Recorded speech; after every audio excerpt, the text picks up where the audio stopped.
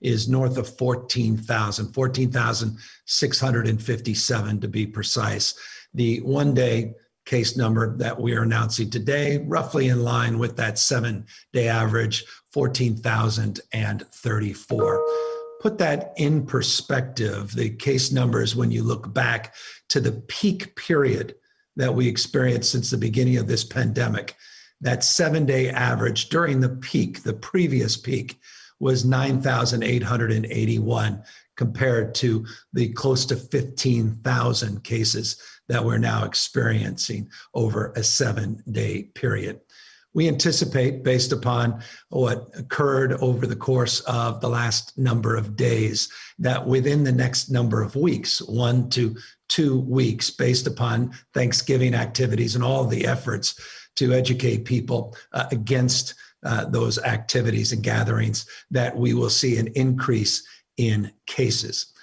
It is important to put in perspective California as a state vis-a-vis other states, just for purposes of comparison. People have inquired, people have asked, how are we doing in case rate comparisons? For instance, our state versus, for example, fill in the blank, those with the highest cases per 100,000 population, as example in this slide, North Dakota, Wyoming, and South Dakota. We are doing, relatively speaking, better than the overwhelming majority of states, ranking 39th in the country with 34.5 cases per 100,000 population. But that said, the alarming concern, it's not just for our state, but you're seeing this in other states, is the rate of growth. And let's get to that before our nerves are calmed by being the 11th best of the 58, or the rather 50 states. So it relates to the positivity rate. You can see that our average number of daily tests continues to increase. We need to see that number increase much more still, and certainly with the new state lab that's come online and the fact that they're increasing their total number of daily cases. Remember, that lab is more like a flywheel. We're not getting to the 150,000 tests being conducted every single day just yet, but over the course of a number of weeks, over the course of the next few months, we will indeed get there. Capacity, by the way, at that lab exceeds 150,000, but 150,000 is our phase 1 goal. But nonetheless, total number of average daily tests north of 223,000, just shy of 224,000. I always maintain the more tests we do, likely to find through that surveillance more cases. Positivity rate then becomes the most important driver in terms of our understanding of where the community spread is occurring and how significant it is. That positivity rate is now at 6.2% over a 14-day period. Slide you're very familiar with. This is the positivity rate. A few weeks back, it was at 4.7%, 5.5% when we updated you last week, now 6.2%. So that rate of growth on the cases as well as positivity rate is of concern. Here's why. Roughly 12% of our new cases likely will be hospitalizations over a 2-week period, meaning once a case is reported, about 12% of the time, when you look at the aggregate, the cumulative number of cases, 12% of those are likely to be individuals then hospitalized. So you can start doing the math, and you could start putting some specific projections, specific data that will guide decisions that you make today and over the next few days in anticipation of those rate increases. I'll get to that in more specificity in just a moment. But here's a similar trend line in terms of the hospitalization you've seen now for a little over 6 to 8 weeks. We've seen a significant increase, 89% increase over the 14-day period of people that have been hospitalized that have tested positive for COVID-19, now 7,787 individuals. At the current projections, this is the point I was just making a moment ago, the current projections, we are showing hospitalizations that without any additional interventions, change of behavior, or fundamental shifts in the way we are conducting ourselves as individuals in this state that we can see an increase just in hospitalizations. They're 2 to 3 times greater than the current census in just one calendar month. We will bear out more fruit to this argument and this point in a moment. But here's a slide, again, very familiar with. This is our total healthcare system capacity. You'll see here 59% of all of our hospital beds are currently being utilized within the healthcare system itself. We'll talk about the surge capacity in a moment, but this is within the healthcare delivery system. 11% of that population is currently tested positive for COVID-19. But here's a slide that we are using internally, and then I wanted to socialize with you externally, and that's our projections moving forward. So as I noted, California healthcare system, 59% of the total number of beds are currently occupied. You can see if we project out to Christmas Eve, 12/24, less than a month from today, that we are projecting we'll get to 78% capacity. But that doesn't tell the whole story. That's in the aggregate, California as a state. But you break that down, the Bay Area, Greater Sacramento, Northern California, San Joaquin, you can see in San Joaquin Valley that we project upwards of 83% of the bed capacity being fully occupied just within the next month or so. We'll get to ICUs in just a moment. In ICUs, you'll see that when we have someone hospitalized, anywhere from a low end of 10% to as high as 29, we'll round up to 30% of hospitalizations will require ICU care or some form of respiratory support. So we base number of cases, 12% likely end up in hospitals. Of those hospitalized, 10 to 30% may need respiratory support and ICU care. You can already see that trend line, this familiar slide of ICU admissions that have increased 67% in the last 2 weeks alone, 1,812 individuals now in the ICUs. That represents 23% of the total number of patients in our critical care system that have tested positive for COVID-19. So 23% of those that are currently in our ICU care system currently have tested positive for COVID-19. But let's take a look at the overall ICU system that's being occupied by individuals, or rather is being utilized by individuals needing ICU support for non-COVID related admissions. That's 75% of all of the state's beds. Here's a slide that should be sobering to everybody, and I'll keep it up for a moment so people can digest this and take a look at it. It's one thing to talk about where we might be, San Joaquin Valley, by Christmas Eve at about 83% of the capacity in our hospitals being utilized. But take a look at the ICUs. If you start breaking things down, look how quickly we go from 75% statewide, 85% already in Northern California of the ICU beds being occupied, to 134% just in early December. That's in a week or two. You can see in mid-December, California, the ICU beds will be at 112% capacity. And so you get a sense of where we may be, including in early January, just in the Bay Area, that is more robust in terms of its capacity based on current projections. But even in early January, they'll be stretched, getting close to 100% at 91%. So that's the lay of the land in terms of the red flags that are flying, not yellow flags, the red flags that are flying in terms of the trajectory and our projections of growth. And that's why we are making this point very loudly today. Dr. Galley will speak to it in the Q&A as well. And I may ask him before that to talk a little bit more. But if these trends continue, we're going to have to take much more dramatic, arguably drastic action, including taking a look at those purple tiered counties. And they are now 51 of the 58 counties. We had 9 counties over the weekend move backwards. Remember, we're not waiting on our weekly cadence to make moves. We're doing it much more consistently, updating the moves. 51 counties now in the most restrictive purple tiered status, 6 in the red status, just 1 in orange status, none now in yellow status. If we see these trends continue, the potential for a stay-at-home order for those regions in purple because of hospitalizations and ICUs. We're not just now looking at positivity rates. We're not now just looking at case rates. We are now looking in real time at hospitalization numbers and ICU capacity in those regions.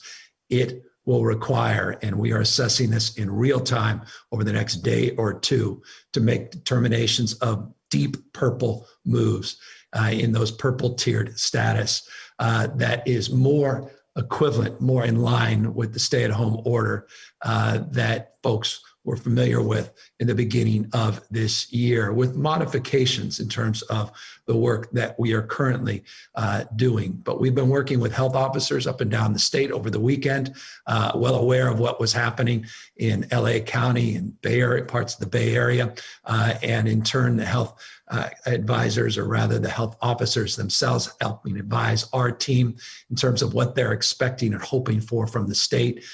They're familiar with some of those, some of the recommendations that we took from them, some of the recommendations that we offered in return, that they're being worked on in real time. Dr. Galley, just because I think this is an important point to reiterate, maybe you can talk just briefly before I move on in these slides, and I'll put up this current tiered status slide as you speak, just to talk perhaps a little bit more about your conversations over the weekend, over the last week, maybe provide some insight at what we may be looking at if these ICU and hospitalization numbers continue over the next few days.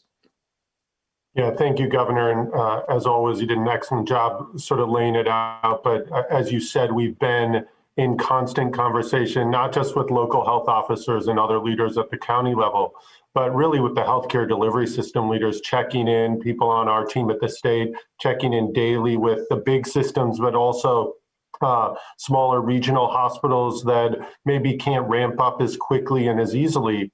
And again, remember, we are doing all that we can to anticipate the surge, building beds, adding staff, making sure equipment's available, working to make sure all of the different waivers and permissions are in place so people can really, hospitals can do all they can for the patients coming in their front doors. But we also need to address, as you pointed out, kind of that the incoming patients and making sure we're doing what we can on transmission. So focusing on what we talked about previously as non-pharmaceutical interventions, everything from where we are now with restrictions in the purple tier, 51 counties in that status, and looking at other things like all the way up to a stay-at-home order to determine how we really navigate what is a challenging time with case rates. I'll remind you that the high case numbers that we've seen in the last week and 10 days have not even begun to impact hospitals yet. We know that it takes about 2 weeks. So a few days ago, when we had a case level of 18,000 plus cases in the state, what that tells us is that's not yet impacted the hospitals, the emergency rooms, the ICUs. So really working over the weekend and frankly, day in and day out with healthcare leaders across the state to understand where their challenges are, making sure that staffing is strong. We know that staff are one of our most precious resources at this time. And they've been on that front line for many, many months. They're tired out themselves. Their families are concerned about what these high rates of spread are. So doing all that we can in our communities to protect those healthcare workers. So that's what's going on. Everything, as you know, Governor, is on the table in terms of considering how we effectively guide the state through this and working with our local partners to make sure what we do is both impactful and as time limited as possible. We know that this is hard for all Californians, and making sure that we choose something that will make a difference, but that we can track that difference and give people some confidence that we will only do it as long as we need to bring the hospitals into a situation that they can handle the incoming patient numbers and provide high quality care in a way that protects our healthcare workforce as well. No, I appreciate that. And I want to just pick up a little bit on what Dr. Galley was just saying as it relates to our preparedness, but also caution that some of the tools in the toolkit when we were at this in early part of the summer are not available to us, most notably because of the surge all across this country, the capacity of the federal government, the capacity for mutual aid coming not only from the federal system, but from even other states is more limited. And as a consequence, we are thinking in that frame about ways we can be more creative and more proactive in terms of our preparedness. I'll remind folks that of the work that we have done to prepare. In particular, it was interesting to note that California's current PPE stockpile is the largest in the United States. In fact, it's larger than the US government's stockpile. The National Strategic Stockpile actually has 40 million less N95 masks than the state of California. So it's just an example of what we have been doing over the last number of months to truly be prepared. Another thing we did to prepare, something that we had updated you on a relatively consistent basis, we'll start doing again very soon, is our health corps. We went out a number of months ago and we asked people if they would submit their names and their unique skill set to a registry and make a determination based upon their active registration and their licensing and whether or not they can commit a certain amount of time in a certain area to a certain need, whether or not they matched. And right now we have 871 individuals that are active and registered as part of our health corps. We're going to be dusting that off and working harder to get a broader swath of opportunities and make those available to individuals that may have recently retired or may have seen their license lapse, but now easily can enter back into the workforce as needed. We also talked a lot about in the past, I talked about at the beginning of this presentation, the work we did to secure our nation's first state testing lab, scale and scope, the one that we have put together here in the state of California. Again, that could not have come at a better time in terms of securing our testing needs, not only to address the growing case rates across the state, but the sector specific needs, particularly for our schools to reopen quickly, even in a challenging environment, the need to provide for the state-of-the-art PCR tests, these lab-based tests that are critical in terms of the sectoral reopening. And of course, doing what we can to procure more ventilators, not only from the federal government, but getting more ventilators in our healthcare system. The healthcare system itself has procured a substantial number of ventilators and rehabbed and refurbished older ventilators and have been preparing themselves. In addition, of course, the state supplementing those efforts. So giving you just some bullet points of some examples, not a comprehensive list, but just a reminder of some of the work we've done, including the 11 surge facilities that we have pre-identified and pre-deployed all throughout the state of California. I'll remind you, Porterview and Fairview and Porterville, forgive me, places like the Arco Arena up in Sacramento in warm, what we refer to as warm status. And that just simply means that we can convert those surge facilities in relatively short order, 24 to 96 hours. I keep bringing this slide back up. Those of you who've tuned in on these presentations have seen this slide the last few weeks. There's a reason, and that is we, based upon these projections and these trend lines, are likely to begin to need to turn these from warm status and make these fully operational. And so we're just moving slowly in that direction, just to go give you a sense that this capacity up to 2,000 beds, 1,862, we have some additional capacity as needed where we could go beyond these numbers. But nonetheless, this capacity has been formalized and organized in a way that we are prepared if indeed we need to be accessing these sites. I'll remind you, if we need to access our PPE inventory, again, over 500 million units of surgical/procedure masks and N95 masks. You'll see there on the slide, additional gowns and gloves, collection kits and the like, which we continue to procure. This is not a static number. We're updating these numbers consistently. And as I reminded you in previous presentations, we've already distributed some 600 plus million masks already. This is just what's in inventory that hasn't already been distributed. We've done the same with gowns and gloves and face shields and other PPE. But one of the things we need to talk more about in terms of preparedness is preparing our small businesses. If we're talking about more modifications, more restrictions, sectoral and industry restrictions for non-essential services, as you've seen in LA County, as you've seen in other parts of the state, as more and more counties move into this purple tier, and we look at our own modifications statewide, not just those modifications we are seeing at a local level. We have to be more mindful than ever about the economic impact and consequences of these further restrictions. And it's why I wanted just to take this opportunity. I've shown these slides on many occasions, the work we've done in the past, what we proposed in our budget, what we did through executive orders previous to the enactment of our budget in July, working collaboratively with the legislature, as well as previewing folks on what we may be doing in the next fiscal year with a budget that I'm working on as we speak that we will make public in January to the legislature. And that has been important, but let me now offer some additional insight on what we are doing immediately, more in this space, targeted at the most impacted sectors of our economy, small business is in particular. We are announcing today immediate relief to provide billions of dollars of opportunity for small businesses that have collected sales taxes and owe sales taxes in this first line up to $1 million of sales tax that is owed to get a 3 months extension, in essence, a float.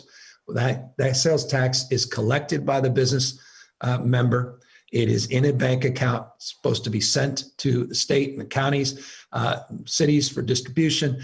You can hold that money. You can use that money to float any obligations you have. It's a deferral, and it's automatic for businesses that owe up to $1 million in sales tax. We're going to expand interest-free for businesses that have $5 million in sales. I would change the language a little bit, so I want to clarify that second bullet point. Expanded interest payment agreements to larger companies with sales up to $5 million. Sales tax that is owed up to $1 million, but sales we're expanding for immediate relief up to $5 million in sales. You just have to fill out a form. It's automatic for those other businesses. Fill out a form. The COVID-19.ca.gov website. It's a good first site, which will direct you to the appropriate agencies, the appropriate forms. COVID-19.ca.gov website. COVID-19.ca.gov website to learn more about these programs. But that immediate relief, we worked with the legislature. I want to thank legislative leaders for their insight, for their counsel, for their support of these efforts. And also, we are expanding to those industries with operations that have been disproportionately impacted. And those are restaurants, hair salons, nail salons, bars, hospitality industry in particular, that has been impacted already by the tiered status, but likely to be impacted more with regard to the prospect of additional restrictions over the next days and weeks. Here's some additional supports we're providing for immediate relief. And this is the emergency relief package, also in partnership with the legislature. This is money that we're getting out right away, $500 million. I want to thank legislative leaders over the weekend working with our team to broadly tip the hat to support using our reserve accounts to get $500 million of additional grant money, up to $25,000 cash grants, not just to small businesses in this case, but also cultural institutions and nonprofits. We cannot forget the essential nature of our nonprofits, our community-based organizations, in terms of addressing the most vulnerable and the needs, rather, of the most vulnerable in the state of California. So these are grants up to $25,000. This program will be a bridge just over the next number of weeks to what we will work on with the legislature in the next legislative session. So I want folks to know this is not the end. This is just the beginning of a bridge. What we did in January, or rather what we accomplished in July together with the legislature, and now a bridge through this emergency appropriation through our reserves to get us into conversations when the legislature returns and seeing what we can do with early action in terms of next year's budget. In addition to that, we are truing up, forgive me, better language. We are increasing our investment in a California rebuilding fund. And by the way, I'm very proud of this fund. We've had overwhelming response. This came from our economic task force. In fact, this was, full disclosure, interesting perhaps to some. This was the brainchild of Janet Yellen, the former Fed chief, who was just announced today formally by President-elect Biden to be the next Treasury Secretary. She was a very active participant in our economic task force, and she talked about the importance of providing first loss funds and providing direct relief for businesses with this program. This program immediately has generated a lot of support. The idea is to provide $125 million. We're looking to leverage these dollars. You can see what's already happened just since we announced the first tranche of this fund a few months back, how the take-up has gone. We want to get an additional $12.5 million that will leverage tens of millions more resources to get to $125 million of relief on this first loss fund. We're also reminding people that tomorrow, literally tomorrow, because of the work we did with the legislature, again, thank you to legislative leadership, Budget Chair Ting and Holly Mitchell, and their strong support of our Main Street hiring tax credit up to $100 million. Those dollars are now made available when you hire a qualified employee, a tax credit up to $1,000, up to $100,000 if you're a small business owner, that you can receive in tax credits. That program begins tomorrow, December 1st. Again, go to covid19.ca.gov website just to provide basic information where you can go to learn more about this Main Street hiring tax credit. That program goes live, again, December 1st.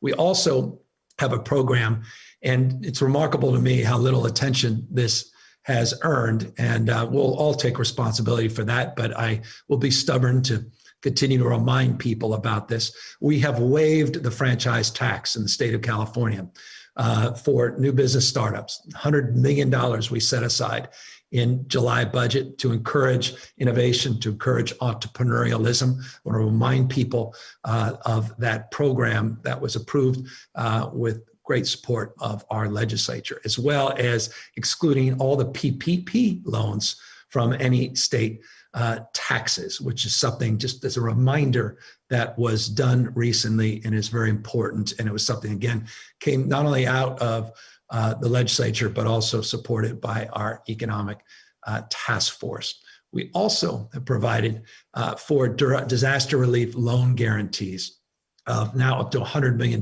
We did $50 million through an executive order. The legislature doubled that still, which was spectacular.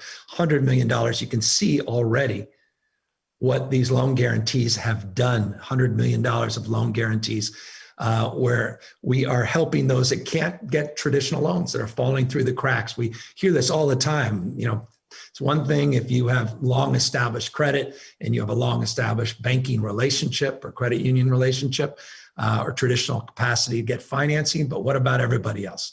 And so that's why this program was created.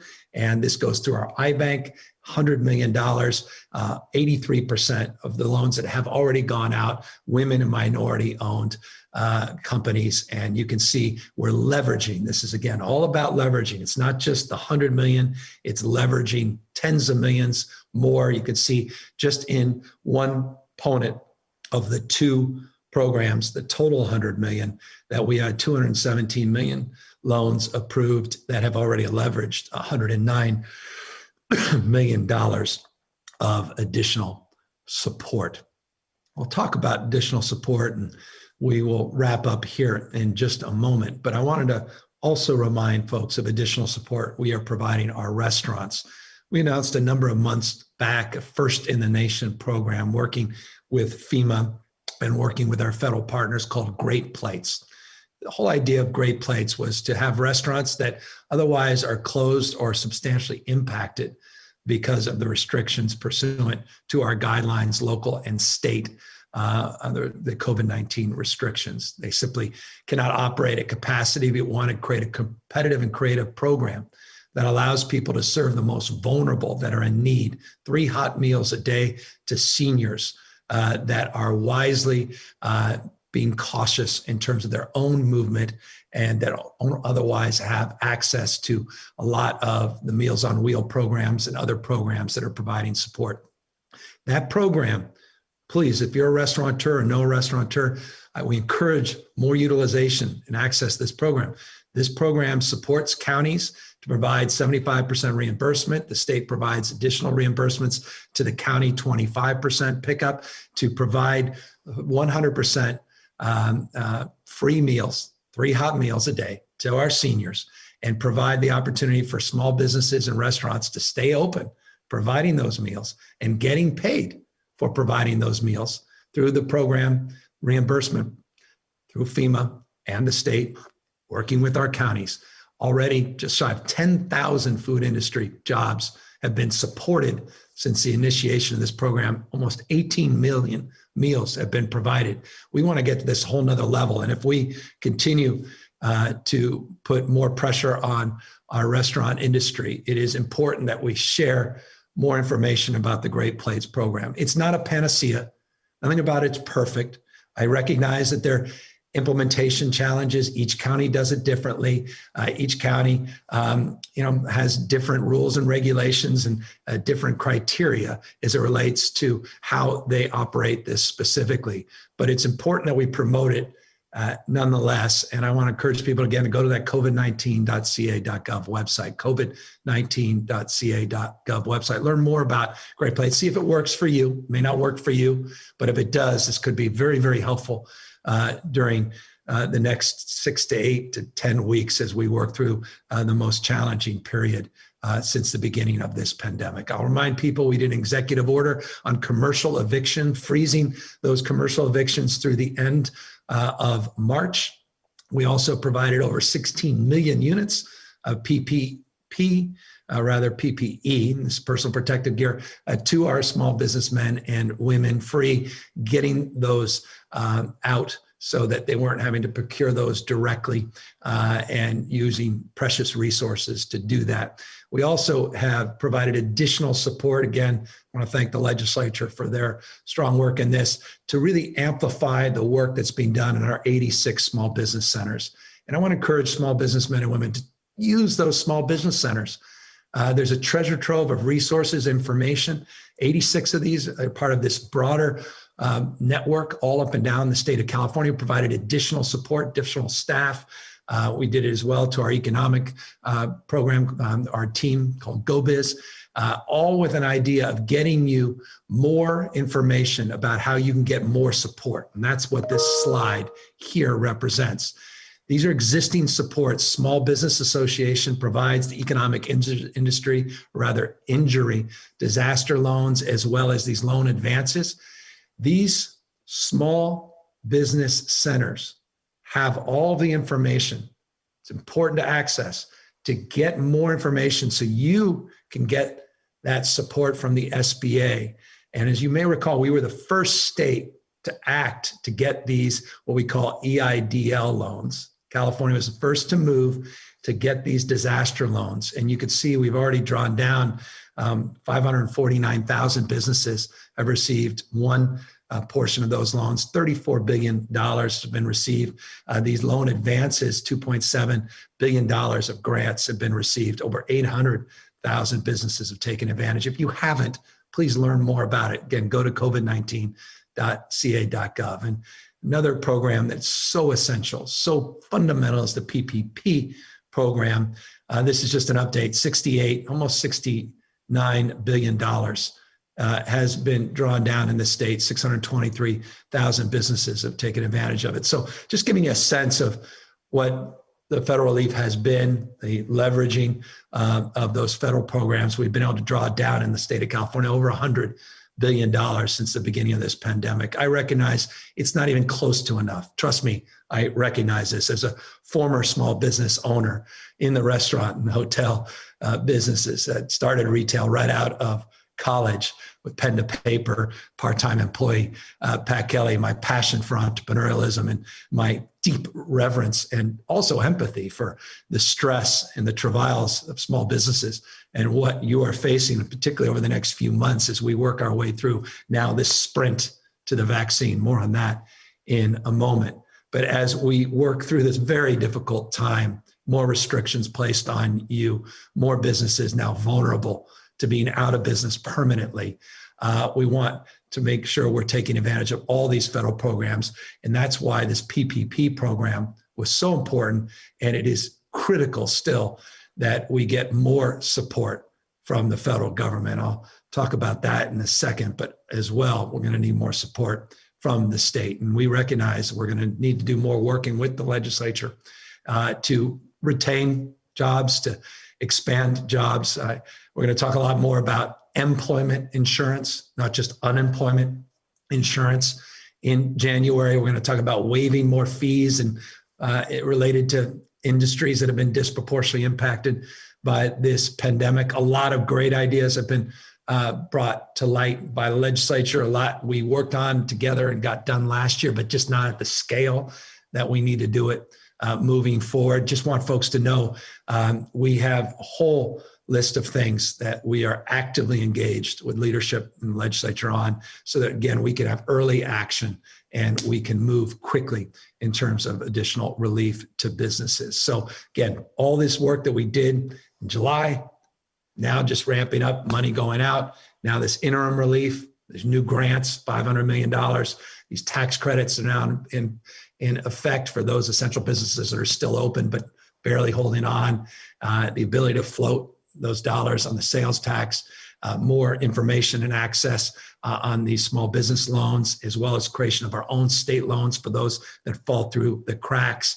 And of course, work that we need to do in terms of the micro support for small businesses. And then that last line here, more infrastructure, more broader long-term, medium and long-term economic development strategies, housing, and larger infrastructure projects, and how we can accelerate even more of that infrastructure funding than we have already, all part and parcel of what we'll be moving into January. But as I said just a moment ago, let me just conclude in terms of this topic, that we can't do this alone. Even though we are the fifth largest economy in the world, it's been 248 days since that CARES Act and the PPP money drying up, money across the spectrum drying up in terms of those reliefs, the individual relief checks, UI checks, PUA checks, all these other supports drying up.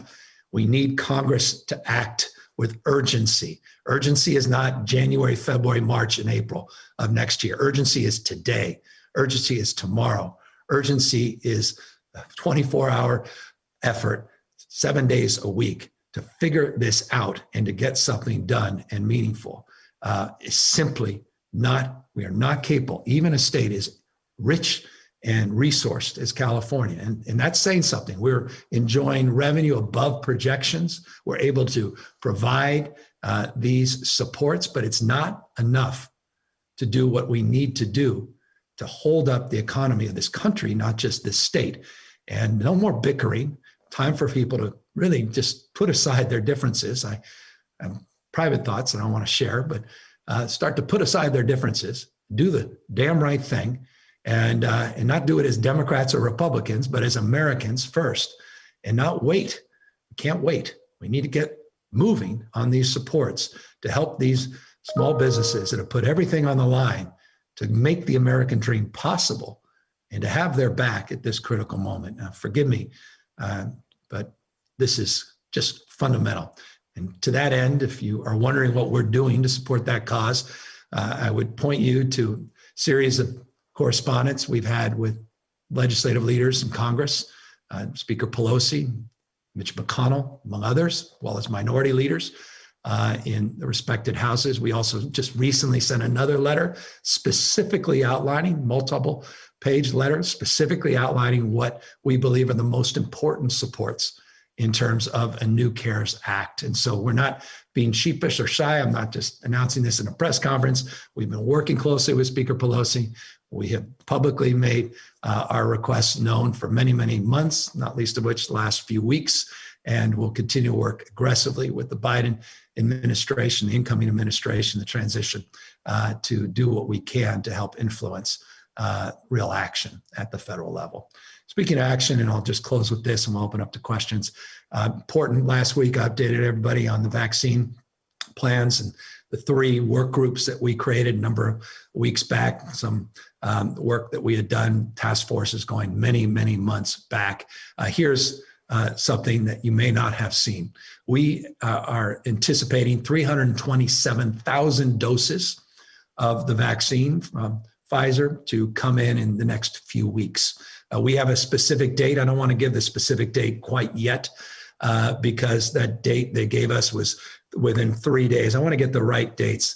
They said between this date and that date, but let's suffice it to say in the next few weeks, 327,000 doses. That'll be California's portion of the first distribution of vaccines. These are challenging vaccines because these are the ultra low temperature stored vaccines. These are the vaccines that also require a second dose, which we anticipate in 3 weeks. As I told you last week, and I hope folks took a look, we now have these public meetings with our drafting guidelines working group, and there's this advisory committee. They met day after Thanksgiving. I think it was another 2-3 hours where they met, public forum on Friday, updating the latest plan. Now we get a better sense of what's available for the first round. So what's the priority on 327,000 doses? Who are the people we're prioritizing? It's one thing to say the healthcare sector. It's another to say those that are working in congregate facilities, those working with vulnerable populations. But how do you break that down in even more detail, more specificity? That plan, detailed plan, will be out this week. It's what we refer to as the phase 1 distribution plan. They're reviewing, they have another meeting today on that plan, but we're working off the 327,000 first distribution of doses coming from Pfizer, Moderna right behind it.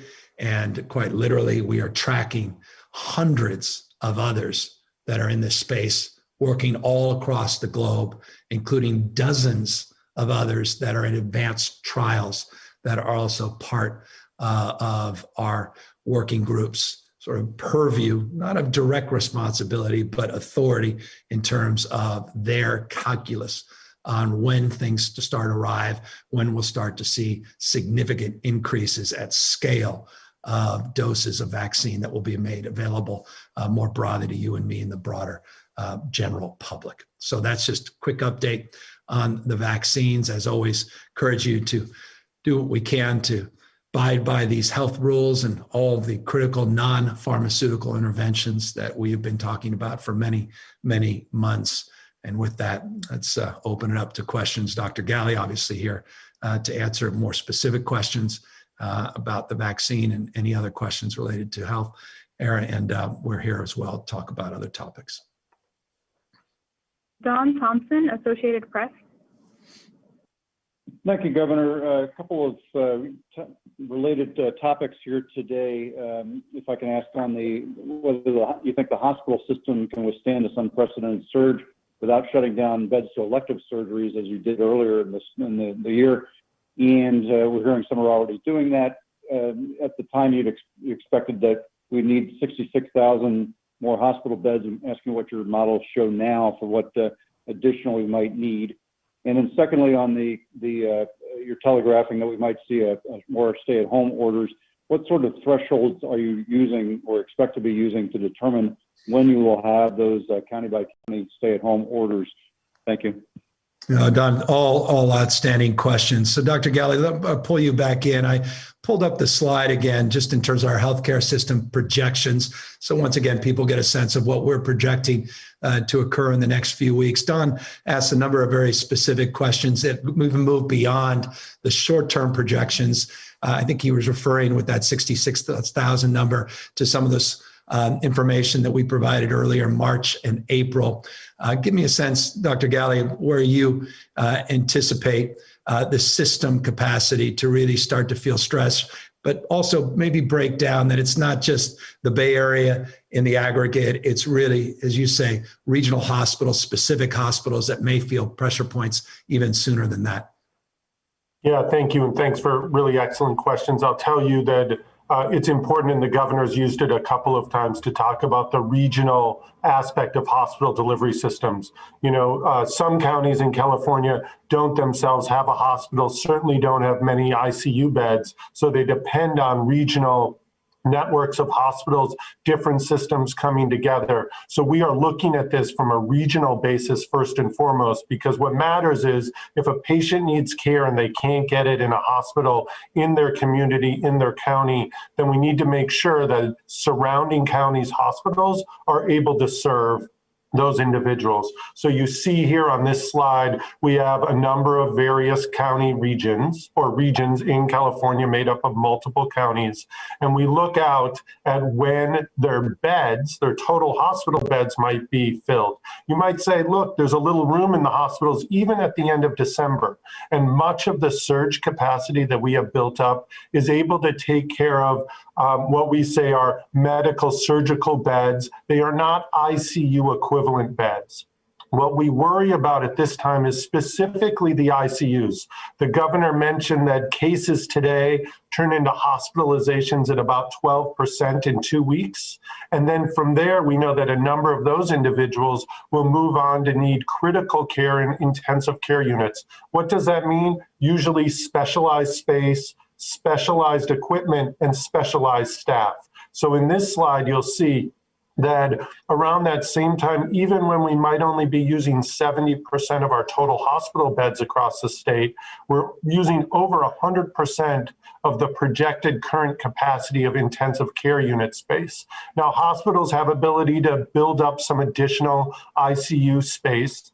We've done that in a long-term way in areas like Imperial County.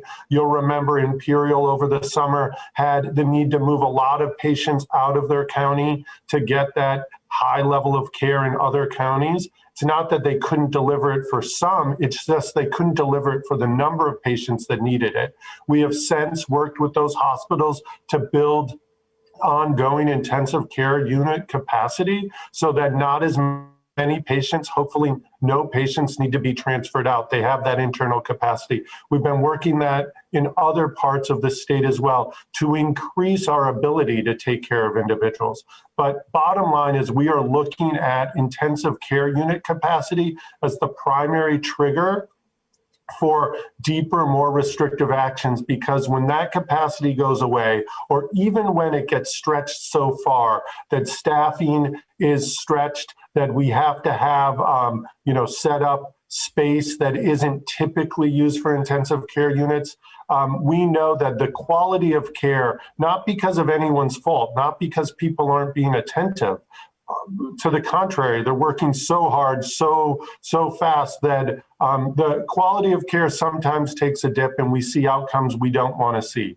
So we are doing all we can to see that coming, to anticipate that, so that, as you can see in this slide, the second half of December, when we anticipate if we don't make changes to how transmission is going today, we may have some limitations, some real concerns in certain regions and specific communities in certain regions of the state that we want to stay out in front of that. That's why we're working with the health system partners now, those local health officers, to anticipate what their unique models show in their own regions. But statewide, we see that the second half of December could be pushing the limits in some areas, that we want to act sooner than that so that we can get transmission down and we can handle those potential high ICU surges. And Dr. Galley, if I may just interject, what I think is important before everyone, and I say this respectfully, and before everyone runs with headlines saying this is what the state anticipates, we don't anticipate this. This is in the absence of making better decisions. This is a chart that says if we just sit back and we sort of our bystanders at this moment, and we don't subsequently improve upon our existing efforts, this is what we project might occur. And so I want folks to know that we intend to bend this proverbial curve and impact these statistics favorably.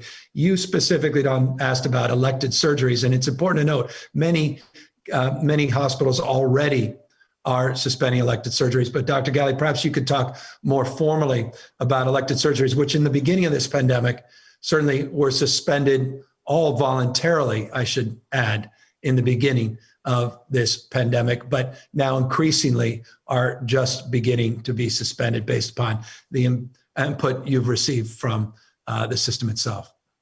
Yeah, Governor, the reminder that it was voluntary in the beginning because people anticipated the need to prepare for surge. We didn't know nearly as much as we did then about COVID.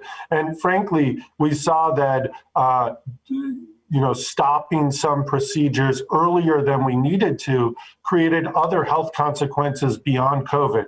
We always look at this not just about COVID health, but about broad health and public health, broadly speaking. So a number of hospitals have already made decisions because their systems are impacted enough to begin to decrease and even suspend entirely some of those scheduled surgeries.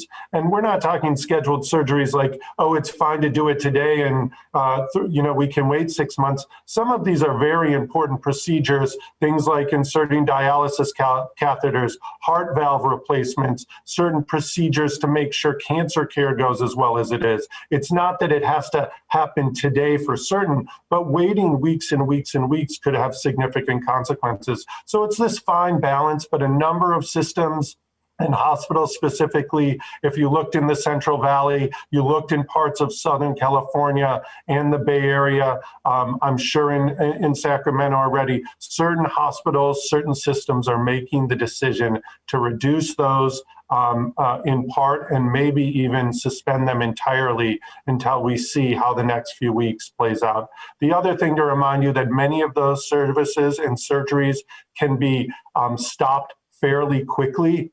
So the next day or 2 days out, so they can keep those scheduled for now, but pretty quickly turn off that demand and really protect the rest of the healthcare delivery system. So we're working hard hand in hand with California Hospital Association specific systems to make sure that we time it correctly to make sure that capacity is available when we need it. Yeah. And on just the last part of your question about just the previewing more restrictive measures, I can assure you those are being assessed in real time.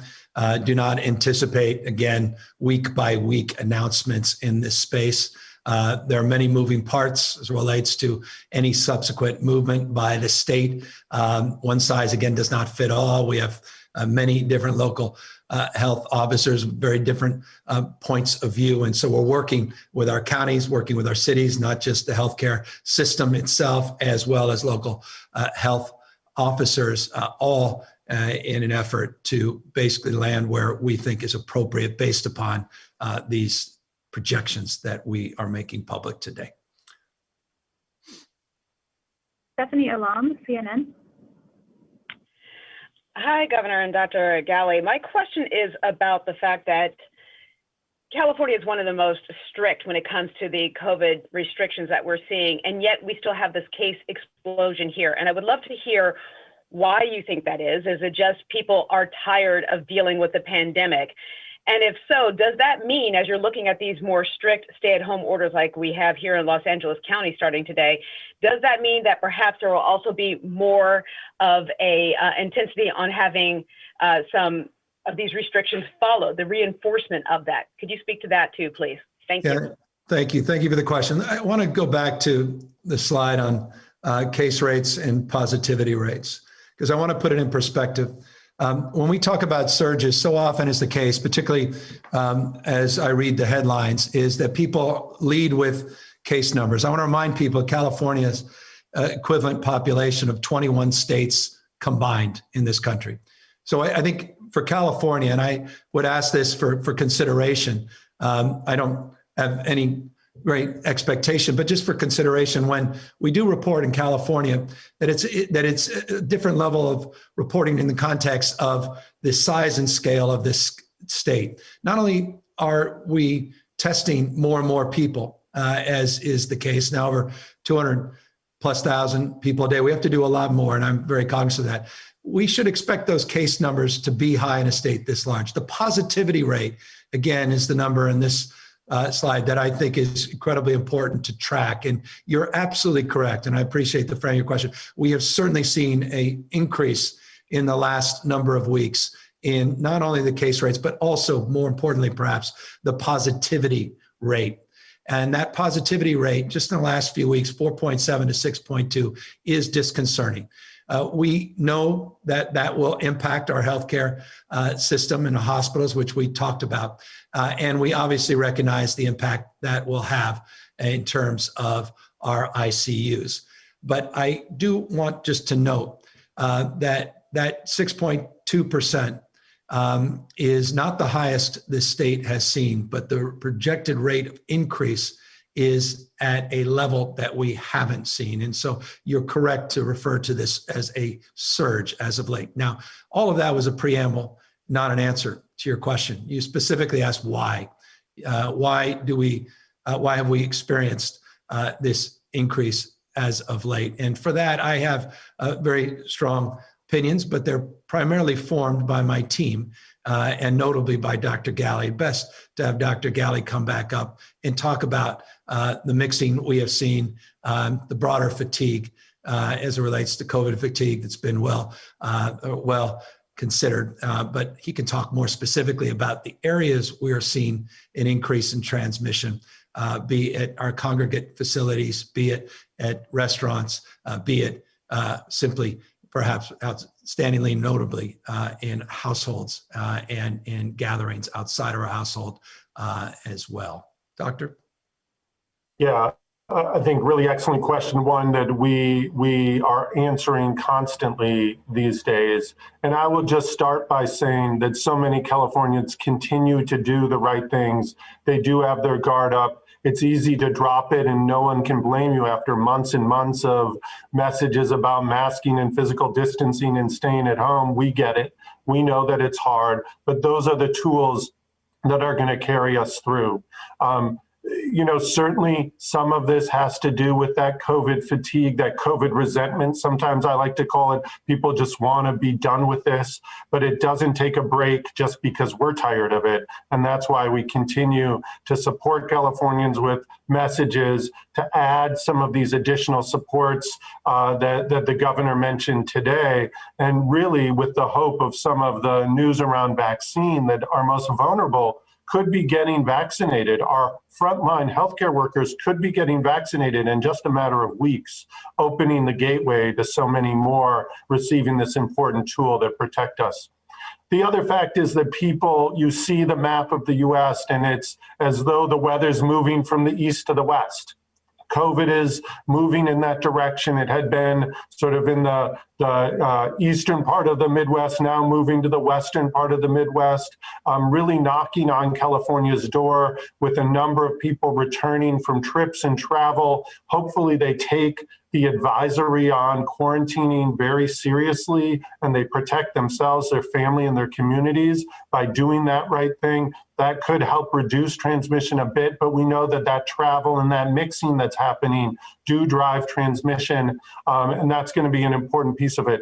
With the level of cases transmitting, this slide here, 34.5 cases per 100,000 people. I'll remind you that that's roughly 4 times higher than it was many weeks ago. And that means that activities that people thought a month ago were safe and lower risk today are higher risk.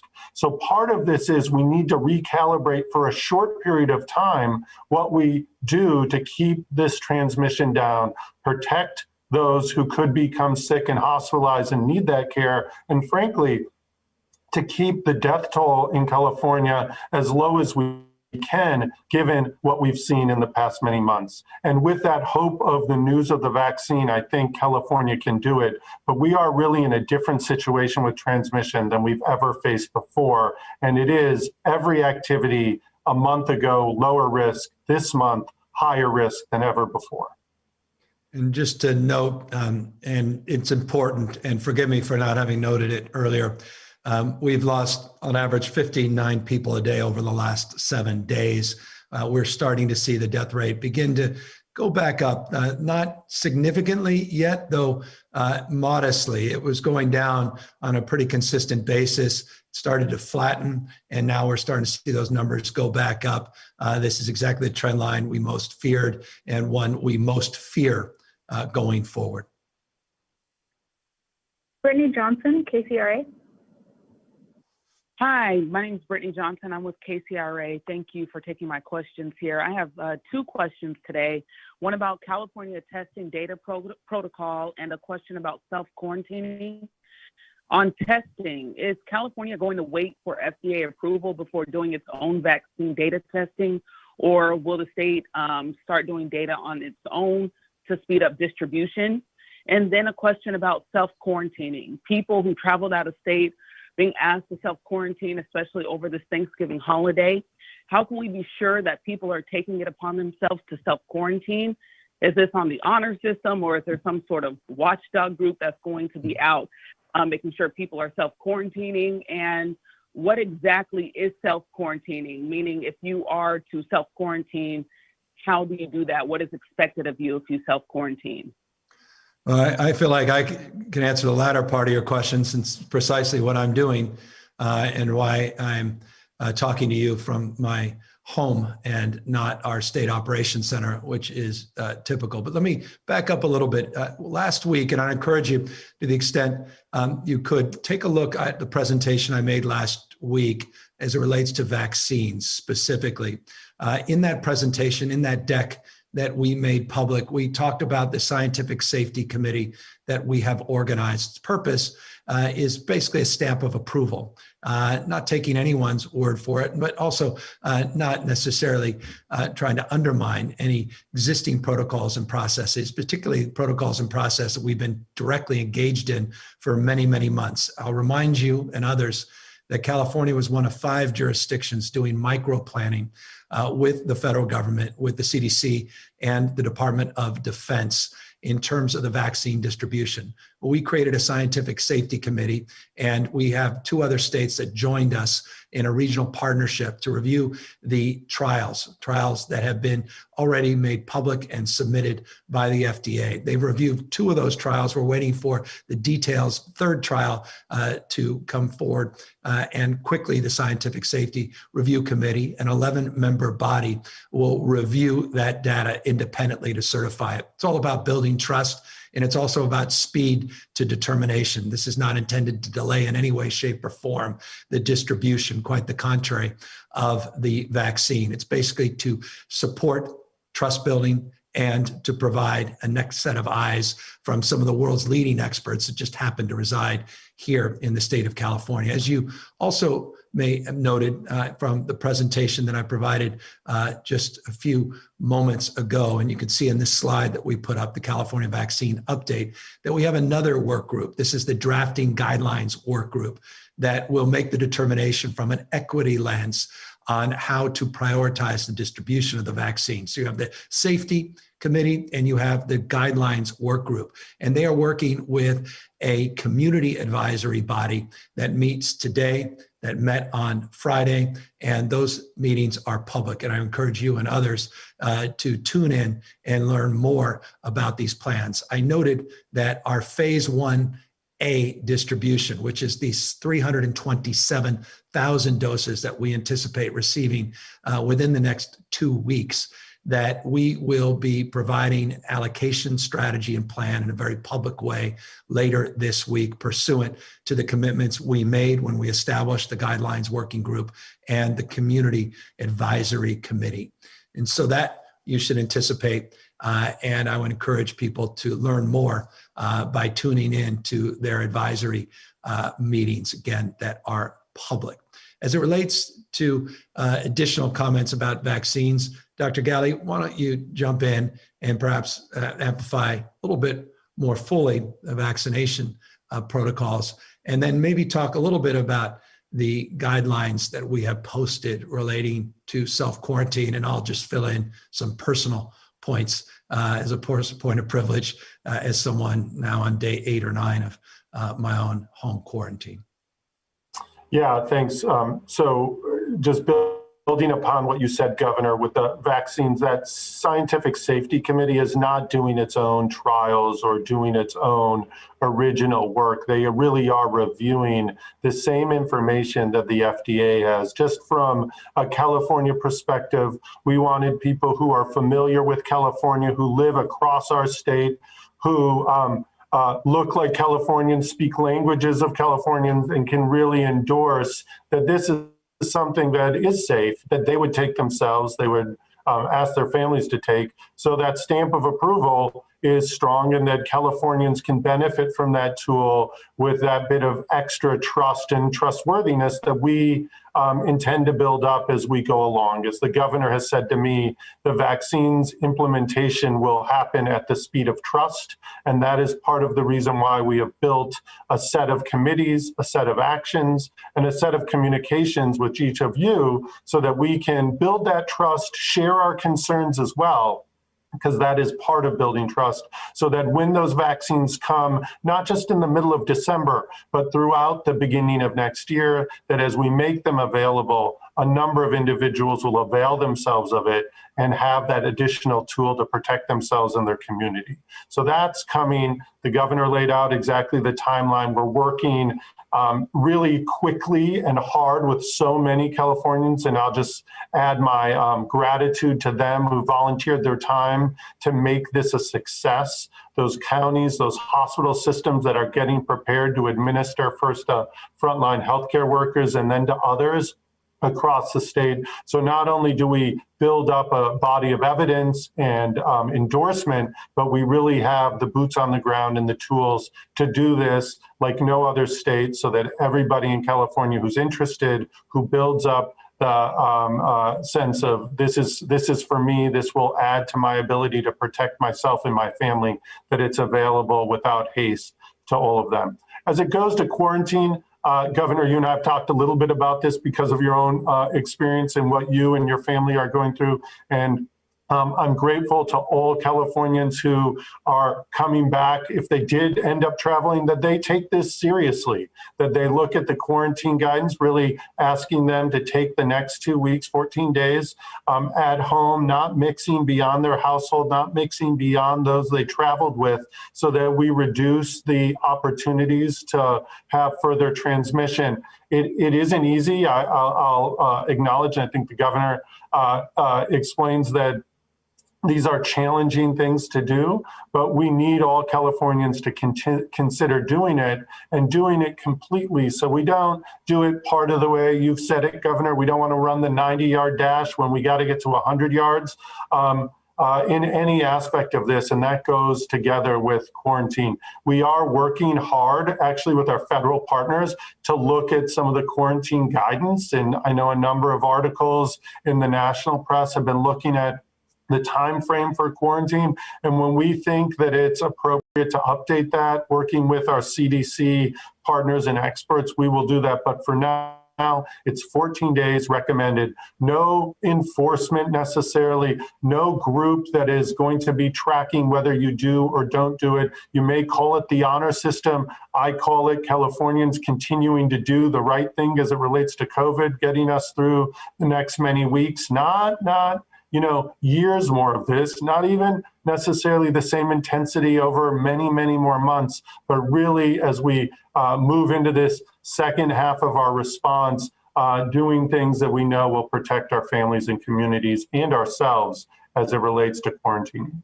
Yeah, and we I think belabored this, and I won't belabor you with my personal experience with this, except to say deep empathy. And moreover, deep respect, particularly for families, particularly for those that do not have any support, may not even have a spouse in terms of the work they have to do in that environment. And so I just want to extend a deep level of appreciation, increased level of understanding what we're asking people to do for these quarantine period. But I hope people understand the magnitude of this moment and why we are asking people to do that. And so I encourage folks that have come back from the holidays, come back from Thanksgiving week or weekend to consider very, very seriously the moment we're in, the difficulty and challenges we will face as a state, as a nation over the next few weeks, perhaps a few months, as we sprint with light, very bright light at the end of the tunnel. Not a marathon, but a sprint to the vaccine. Sophia Balog, Sacramento Bee. Hi, Governor.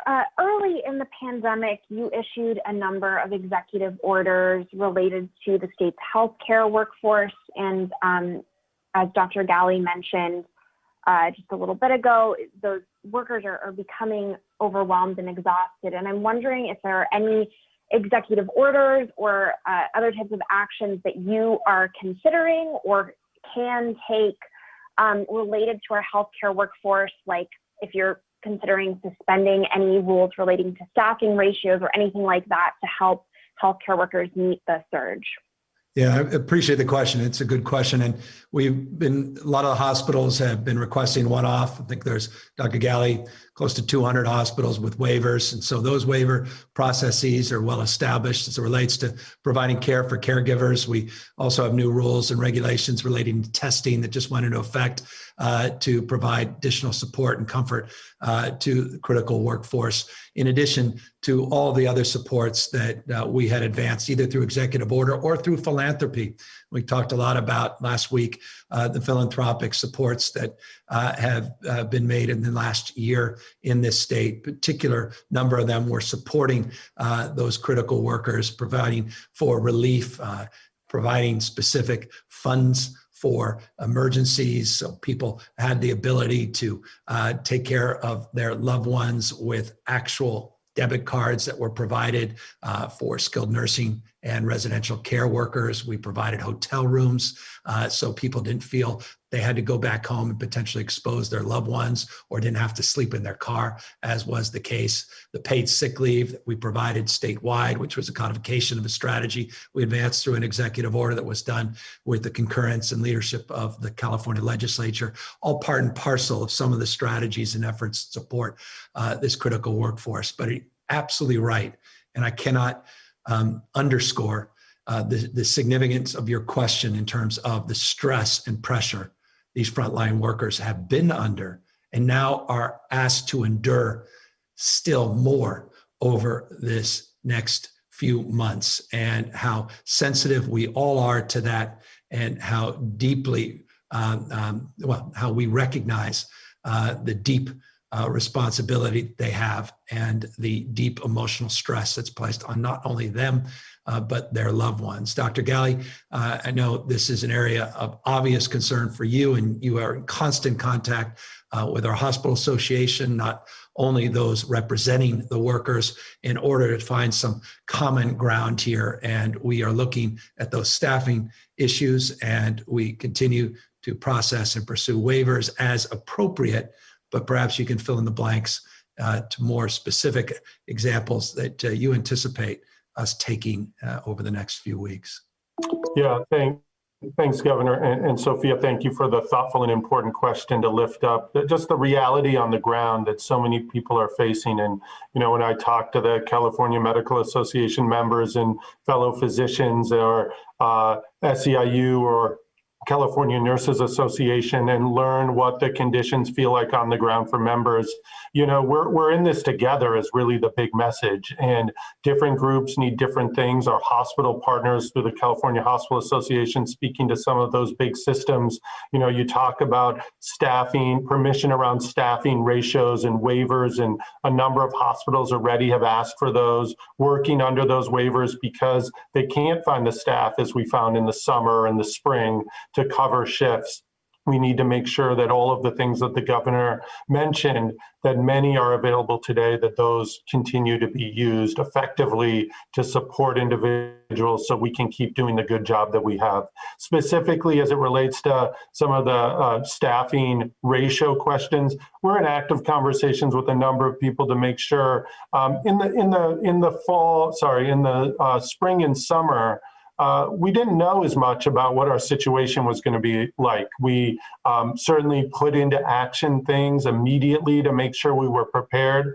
Today, in a more balanced way, we're having those conversations, making sure that we continue to move forward with strong staffing provisions while also recognizing the pressures that people are under when a number of COVID positive patients come in through the emergency room overnight or over the course of weeks to make sure that they have that staffing. So we'll be making some important announcements in this space, posting some additional guidance so hospitals know how to act, that they have the support and the protection they need to care for patients, and that staff have the support that they need. The governor mentioned some provisions put out last week around staff testing, but these things all go hand in hand as a package of things to support us to do what we need to do. All of that said, this does not diminish the ongoing need for us as community members and as individuals in California to do our part to make sure transmission is reduced as far as possible.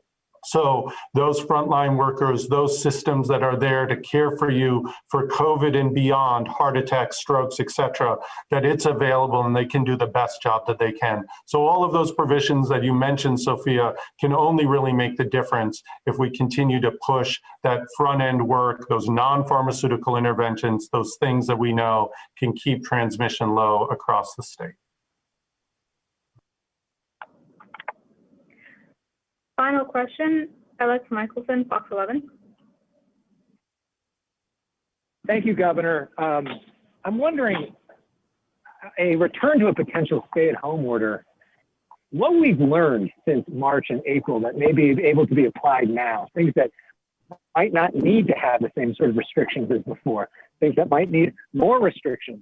What are some of the key lessons you've learned in the interim that might change and modify what may be restricted in the next few weeks? I really appreciate that question because it's exactly the question we're asking everybody, not just ourselves, and really working with industry, working by sector, working specifically with our health teams to look at the data and let the data guide that, not emotion, not past practices, but really get a sense of what's driving any of those decisions. And that's exactly what we've been doing, candidly, for almost the last full week, from day or two prior to Thanksgiving, when we started to have these conversations with local health officers and really looking at what's working, what's not, including with some of our federal partners. So we are trying to be much more specific, more surgical, dare I use a frame, medical frame term, and more prescriptive in terms of looking at the efficacy and looking at where the data leads us in making those determinations, sector by sector, and looking county by county, region by region as well. Dr. Galley, I know we have some very contemporary conversations just moments before we got on air today on this very topic, not least of which over the weekend with local health officers. Perhaps you can talk a little bit more about some of those, maybe some things that you're willing and ready to socialize, maybe specific examples of lessons learned, so we may not need to do as much in terms of being blunt with the stay-at-home and more surgical. Yeah, thanks, Governor. And you highlighted so many of the things that we've been talking about, and not just on our own team, but experts across the nation trying to learn from lessons that others have had the opportunity to learn, and then our local partners about what they're seeing and what they're doing themselves. I'm really working together as One California on this. I'll say a couple of high-level things first. Everybody wants us to identify the sector where spread is happening.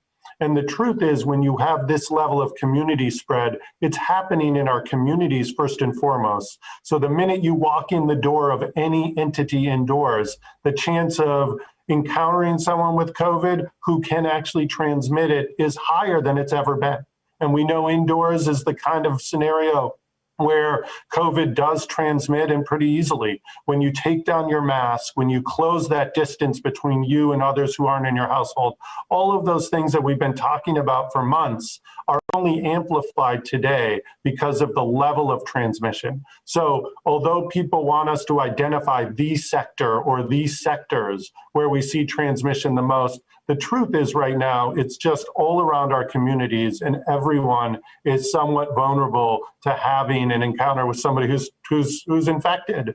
They themselves may be asymptomatic and or pre-symptomatic and could transmit it to others. So there's this broad sense that it's really community transmission, which is our number one focus at the moment. Yeah. Secondly, oh, sorry, Doctor.